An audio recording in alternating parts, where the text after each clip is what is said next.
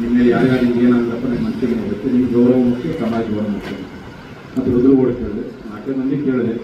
ಮತ್ತು ಆಮೇಲೆ ಬೆಳಗ್ಗೆ ಕಟ್ಪಟ್ಟಿ ಡಾಕ್ಟರು ಬಸವರಾಜ್ ಅವರು, ನಮ್ಮ ನಿಮಗೆ MS ಪಾಟೀಲ್, ನಿನ್ನೆ ಅವ್ರಿಗೂ ಕೂತ್ಕೊಂಡು ಎಲ್ಲ ಚರ್ಚೆ ಮಾಡಿದ್ವಿ. ಏನಿಲ್ಲ ಭಕ್ತರು ಮೀಟಿಂಗ್ ಮಾಡೋಣ, ನೀವು ಬರ್ರಿ, ನೀವು ಎಲ್ಲಿ ಹೋಗ್ಬೇಡ್ರಿ. ಮತ್ತು ಎಲ್ಲಿ ಹೋಗ್ಬೇಕು ಅಂದ್ಕೊಂಡು ನನಗೆ ಭಾಳ ಬೇಗ ನೆನಪಾಗಿತ್ತು ಬಸವ ಮಠ. ಇದು ಇರ್ಕಲಪ್ಪಳವರ ಮಠ, ಶಾಖಾ ಮಠ. ಮಾತೃದೇವರು ಮಾತಪ್ಪರು, ಈಗಿನ ಮಾತಪ್ಪರು ಅವರು ಮಾತೃದೇವರು.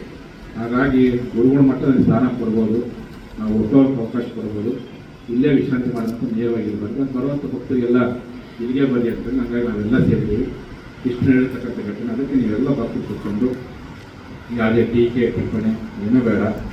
ಏನೋ ಸಣ್ಣ ಪುಟ್ಟ ತಪ್ಪುಗಳು ಆಗಿರ್ಬೋದು. ಯಾರಿಗೆ ಬೀಗ ಹಾಕಿ ನಾವು ಕೊಟ್ಟಿದ್ರೆ ಅವರು ನಮ್ಮವರೇ, ಬೀಗ ತೆಗೆದು ಒಳಗೆ ಕಳಿಸಿದರೆ ಅವರು ನಮ್ಮವರು. ಆ ಕಾರಣಕ್ಕೋಸ್ಕರವಾಗಿ ನಾನು ಎರಡನ್ನು ಸಮವಾಗಿ ಸ್ವೀಕಾರ ಮಾಡ್ತೀನಿ.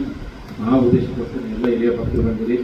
ನೀವೆಲ್ಲ ಬಂದಂಥ ಭಕ್ತರು ನೀವೇನು ಮುಕ್ತವಾಗಿ ಮಾತಾಡ್ತೀರಿ, ನೀವು ಮಾತುಗಳನ್ನು ಕೇಳಿಕೊಂಡು ಏನು ಕೂಡಲು ಸಮಕ್ಕೆ ಹೋಗಿ ಬೀಗ ಹಾಕಿದವ್ರು ಮನವೊಲಿಸೋ ಪ್ರಯತ್ನ ಮಾಡಿದ್ರೆ ನಾವು ಒಳಗೆ ಹೋಗ್ತೀವಿ.